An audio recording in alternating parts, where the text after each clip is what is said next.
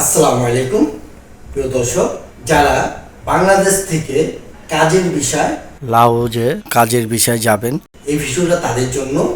আমরা যারা কাজের জন্য বাংলাদেশের বাইরে যাই তাদেরকে মেন পাওয়ার করতে হয়, আর মেন পাওয়ার করার আগে বাংলাদেশে সরকারিভাবে নিবন্ধন করতে হয়। নিবন্ধনটা হচ্ছে বিএমইটিতে আপনার নিবন্ধন করতে হয়। এ হচ্ছে নিবন্ধন কার্ড। বিএমইটিতে নিবন্ধন না করলে আপনি মেন পাওয়ারের জন্য যে ফিঙ্গারটি আছে সেই ফিঙ্গার প্রিন্টটা দিতে পারবেন না এবং মেন পাওয়ারটাও করতে পারবেন না। মেন পাওয়ার করতে হলে আপনাকে মেন পাওয়ারের জন্য হলে বিএমইটিকের এই ফিঙ্গার প্রিন্টটা করতে হবে। আর এই হলো আপনার বিএমইটি কার্ড। বিএমইটিকে কার্ড করার পরই আপনাকে পিডিও কোর্সটা করতে হবে 3 দিনের কোর্স। 3 দিনের কোর্স না করলে আপনি যখন যাবেন তখন আপনাকে মেন পাওয়ার করা হবে না।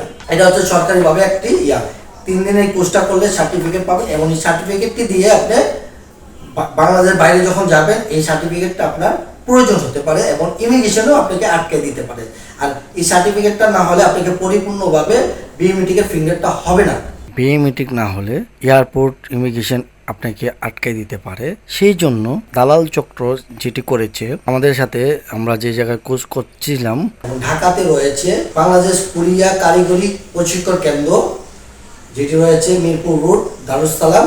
সেই জায়গায় তাদেরকেও পিডিও কোর্সটা করার জন্য পাঠিয়েছে। আমরা কোর্স করতেছিলাম, এখানকার যে কর্তৃপক্ষ রয়েছে তারা জানতে পেরেছে যখন যে দেশে যাবেন সেই দেশের জন্য ওই উল্লেখ করতে হয়। তো ওই যেই জায়গাটাতে আপনি অনলাইনে যখন আপনি সাবমিট করেছিলেন আপনার ভর্তির তখন আপনাকে ওই কান্ট্রির নামটা উল্লেখ করে দিতে হয়।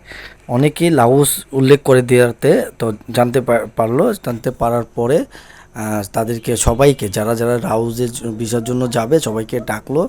আপনাদেরকে দেখাচ্ছি, আপনারা দেখতে পাচ্ছেন এই ভাই বোনরা লাউজে যাবে, তাদেরকে জনি নামে এক দালাল তাদেরকে এখানে পাঠাইছে।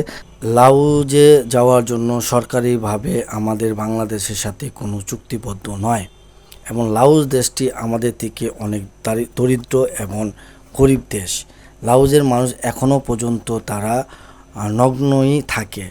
তাদের ওইভাবে আমাদের থেকে শিক্ষার হার অনেক কম। আমাদের বাঙালি ভাইদের আসলে আমরা যারা ভ্রমণ পিপাসু রয়েছি, আমরা লাউজ ঘুরতে যাই, কম্বোডিয়া, ভিয়েতনাম ঘুরতে যাই। এই সুযোগটাকে দালাল পক্ষ কাজে লাগাইয়ে আমাদের বাংলাদেশ থেকে একজন থেকে 4-5 লাখ টাকা করে হাতিয়ে নিয়ে যাচ্ছে। কিন্তু অ্যাকচুয়ালি ভিসাটা হবে ট্যুরিস্ট ভিসা। আর আমাদের ইমিগ্রেশন যাতে না আটকাইতে পারে, দালাল চক্র কী কাজটা করেছে, এই পিডিএফ কোর্সটা দালাল চক্র এর মাধ্যমে করায়া তাদেরকে দেখাবে, তারা মানে মেন পাওয়ার করে তারা যাচ্ছে। তো এটা হচ্ছে দালাল পক্ষের কাজ। আপনারা যখন যে দেশে যাবেন ওই দেশের সম্পর্কে আপনারা জেনে বুঝে যাবেন, দালালের কথায় কান দিবেন না। এখানকার যারা কর্মরত রয়েছে তারা এই বিষয়টি জানতে পেরে যারা লাউজ যাবে তাদেরকে ডেকে এনে তাদের পরামর্শ দিচ্ছে এবং লাউজের সাথে কোনো সম্পর্ক বাংলাদেশের নাই ওই রকমভাবে কাজের জন্য, সেটাই তাদেরকে বোঝায় বলছে। আমার এই ভিডিও দেখতে পাচ্ছেন। আমাদের থেকে লাউজ দেশটি অনেক গরিব দেশ। লাউজের মানুষের শিক্ষার হারও আমাদের থেকে অনেক কম। যারা লাউজ যাচ্ছেন তাদের জন্য এই ভিডিওটা মূলত করা আমার। আপনারা জেনে বুঝে তারপরে যাবেন।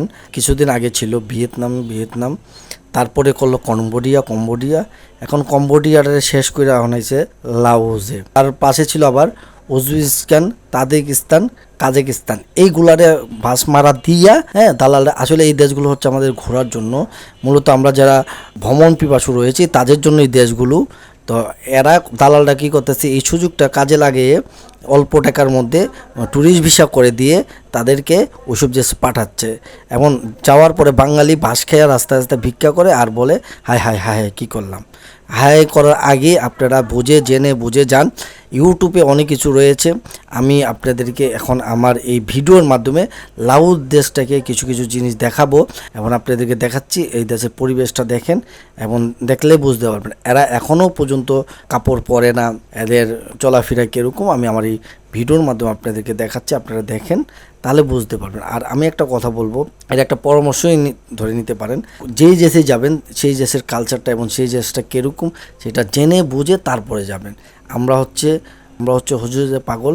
আমরা যে যেটা বলে সেটার পিছনে দৌড়াই, আসলে আমরা খবর নিই না আসলে দেশটা কীরকম কী আসল বিষয় সেটা খবর নিই না। আমি আপনাদেরকে এই ভিডিওর মাধ্যমে দেখাচ্ছি, আপনারা আমার এই ভিডিওগুলো মনোযোগ সহকারে দেখবেন।